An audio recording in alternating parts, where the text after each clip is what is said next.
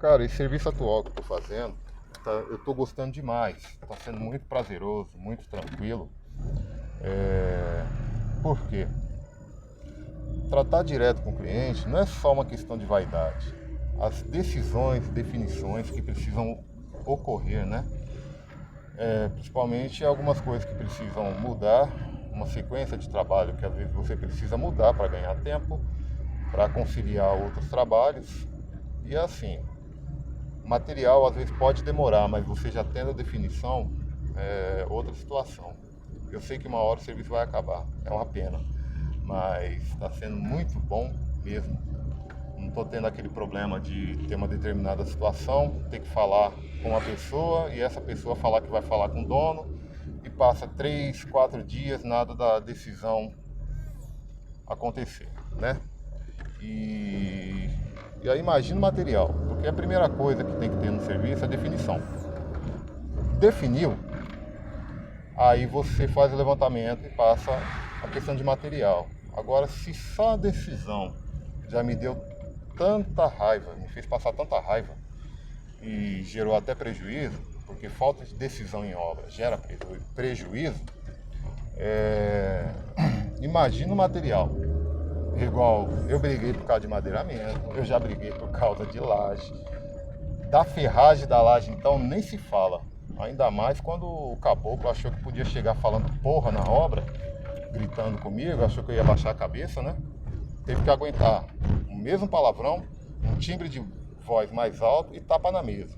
Eu tava esperando que viesse pra cima, né? E aí, nesse momento, a situação lá ao ver, por isso que eu até pedi desculpa depois, porque eu vi que o camarada estava na razão dele e eu estava na minha. Quem estava errado é quem estava no meio do caminho, que não passou as informações que deveria no momento, que não definia, não decidia e tá com medo, e tem medo de falar com o cliente, parece que tem medo de falar com o cliente. É assim, você tem que ter medo de falar com o cliente se você fica pedindo material e não vai trabalhar. E às vezes uma coisinha a mais, a menos, acontece.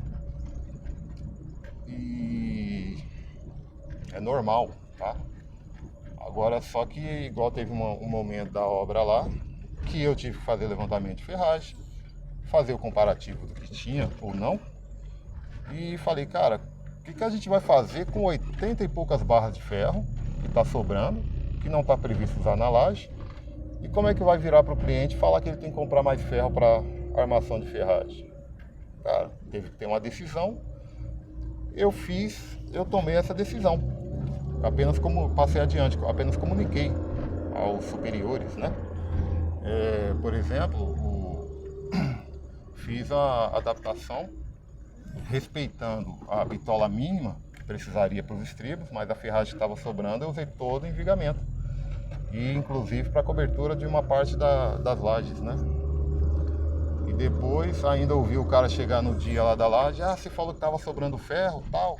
Aí, cadê o ferro sobrando? Eu falei, tá tudo espalhado aí. Se você comparar toda a estrutura aí na ferragem, vai ver que onde era para usar ferro de 5.2, tá 6.3. A laje que era para usar malha, que no projeto era malha, tá com ferro 6.3. Evitar do cliente comprar mais um material assim necessário. E o pior, né? Sobrar uma quantidade enorme de ferragem, que eu acho que ficaria feio para todo mundo, né? A partir do momento que paga-se para ter um acompanhamento e tem uma sobra excessiva de ferragem, eu acho que fica mal para todo mundo, né? É um material que poderia ser convertido em outros materiais em um outro momento da obra. Só isso, mas vamos que vamos. Daqui a pouco estou acabando, daqui uns dias, se Deus quiser. Isso é porque o serviço era só para botar piso e terminar um revestimento de parede. Nessa brincadeira foram coisas surgindo a mais. Cansaço físico, a gente resolve dormindo. O emocional, o psicológico, cara, esse daí vou te falar, esse daí, se dá um jeito nele é difícil. Falou?